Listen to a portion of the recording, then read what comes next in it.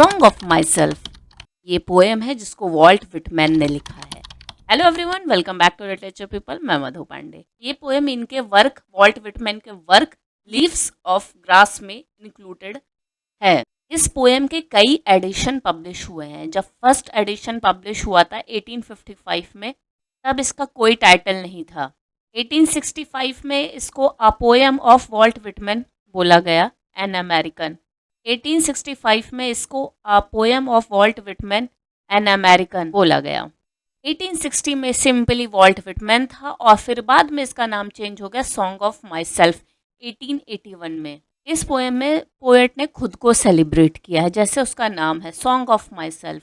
खुद का गाना, खुद के लिए गाना, खुद को सेलिब्रेट करना। ठीक है, ये पोएम काफ़ी बड़ी है तो इसके मैं कई वीडियोस बनाऊंगी। तो फर्स्ट वीडियो शुरू करते हैं। Section 1.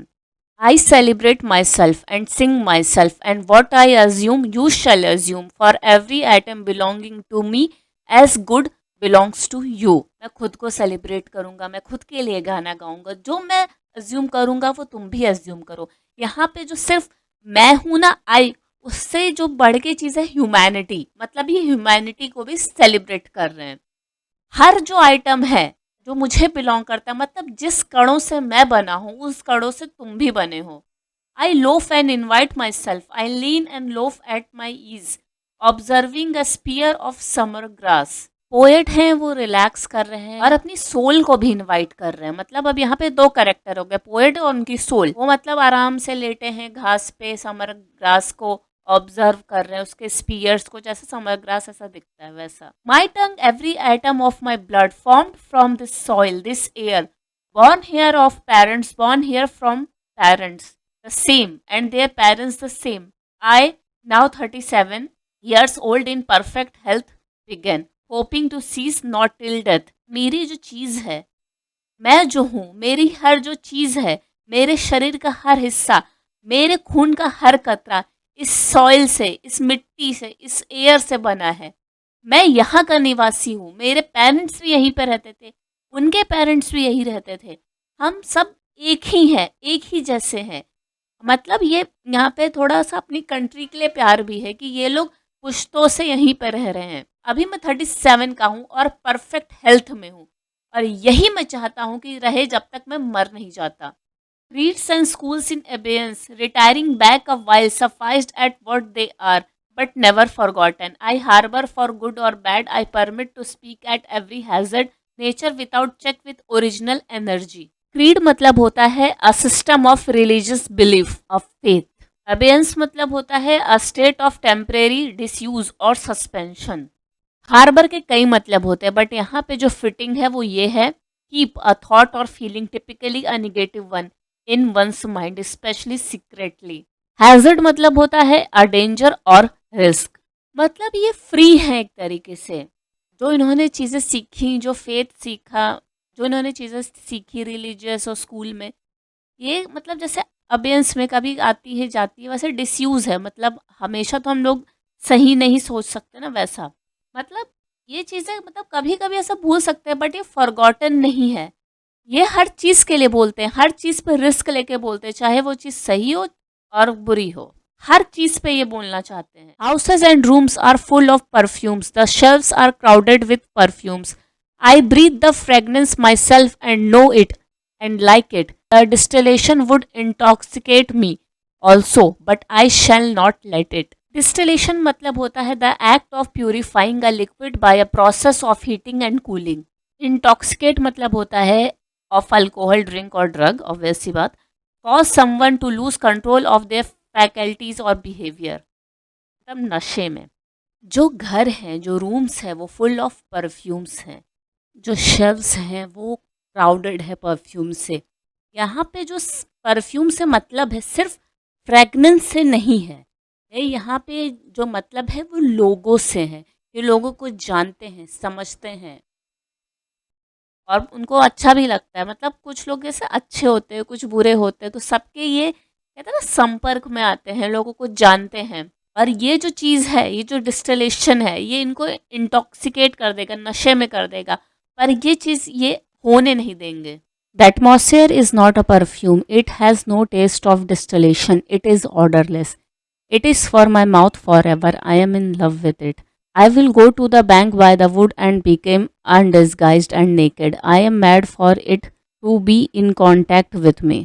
ये जो एटमॉस्फेयर है, लोगों में परफ्यूम है, पर जो एटमॉस्फेयर है वो परफ्यूम नहीं, मतलब जो एटमॉस्फेयर नेचर है वो एकदम साफ सुथरा है, पवित्र है। इसमें कोई भी डिस्टिलेशन का टेस्ट नहीं है, मतलब कोई मिलावट नहीं है नेचर में। ये ऑर्डरलेस है। ये मेरे ही लिए है, हमेशा के लिए, और मुझे ये बहुत पसंद है। मैं जंगलों में जाऊंगा, वुड में जाऊंगा और अनडिस्गाइज्ड हो जाऊंगा, नेकेड होऊंगा। The smoke of my breath echoes ripples buzzed whispers love root silk thread crotch and vine my respiration and inspiration the beating of my heart the passing of blood and air through my lungs. वही है कि वहाँ पे जाके ये क्या करेंगे, मतलब जो हवा है उसको सूंघेंगे, अपने अंदर फ्रेगरेंस लेंगे, मतलब जो नॉर्मल बॉडी कैसे काम करती है वो है यहाँ पे। The sniff of green leaves and dry leaves and of the shore the dark coloured sea rocks and of hay in the barn. Green leaves हैं, डार्क लीव्स हैं, शोर है, डार्क कलर्ड सी रॉक्स है, मतलब कैसे पूरा nature की picture paint की गई है। हे है बार्न में, जो खेतों में रहता है, ऐसा। The sound of the best words of my voice loosed to the eddies of the wind a few light kisses a few embraces are reaching around of my arms the play of shine and shade on the trees as a supple bough swag the delight alone or in the rush of the streets or along the fields and hillsides, the feeling of health and full moon thrill, the song of me rising from bed and meeting the sun. Bells जो मतलब होता है to expel gas suddenly from the stomach through the mouth. Eddies होता है circular movement of water causing a small whirlpool. इन सब में यही है कि ये कैसे जो नेचर में घुल मिल रहे हैं, नेचर को ही अपना पार्ट बना ले रहे हैं, मतलब इतने खुश हैं नेचर में जाके, जैसे हैप्पी पपी घूमता फिरता रहता है वैसे है। अपने आप को ही पसंद कर रहे हैं, अपने आप को ही एम्ब्रेस कर रहे हैं। Have you reckoned 1,000 acres much, have you reckoned the earth much, have you practised so long to learn to read, have you felt so proud to get at the meaning of poems. Reckoned का मतलब होता है कि किसी चीज़ में भरोसा रखना, किसी चीज़ में बिलीव करना कि ये चीज़ सही हो सकती है। क्या तुमने 1,000 acres जाने हैं? क्या तुम्हें पता है? क्या तुमने अर्थ को जाना है? क्या तुम्हें अर्थ के बारे में पता है? और तुमने इतना समय दिया चीज़ों को समझने के लिए, पढ़ने के लिए। क्या तुमने सच में इतना समय दिया? मतलब ये क्वेश्चन ही है कि वो पूछ रहे हैं, क्या तुमने इतना समय दिया चीज़ों को पढ़ने के लिए? और जब तुमने चीज़ों का मतलब समझा, यहाँ पोएम्स का मीनिंग है, मतलब चीज़ों को जब समझा, क्या तुमको अपने ऊपर प्राउड हुआ? इतनी मेहनत करने के बाद जब चीज़ें समझ में आई, क्या तुम प्राउड थे? Stop this day and night with me, and you shall possess the origin of all poems. You shall possess the good of the earth and sun. There are millions of suns left. You shall no longer take things at second or third hand, nor look through the eyes of the dead, nor feed on the spectres in book. You shall not look through my eyes either, nor take things from me.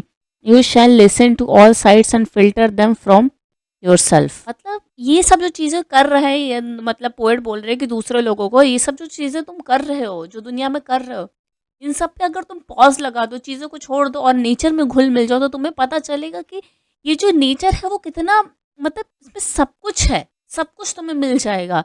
जो poems बनती कैसे, उनमें origin कैसे होता है, तुम्हें सब मिल जाएगा। जब तुम्हें ये सब चीज़ें समझ में आ जाएंगी तो तुम्हें पता चलेगा कि दुनिया में ऐसी बहुत सारी चीज़ें जो हमें नहीं पता है, जैसे मिलियंस ऑफ सन है, जो कि हमें पता है कि हमारी गैलेक्सी बहुत बड़ी है, और भी चीज़ें बहुत है दुनिया में। हमारे अर्थ के अलावा भी जो स्पेस है, उसके बाद भी गैलेक्सीज हैं, मतलब बहुत बड़ा वास्ट है। तो वही ये बोल रहे हैं कि बहुत बड़ी है दुनिया। जब ये सब तुम्हें समझ में आ जाएगा तो तुम अपनी जो खुशियाँ हैं, जो अपनी चीज़ें, उनको पोस्टपोन नहीं करोगे, आज के लिए नहीं, कल के लिए नहीं।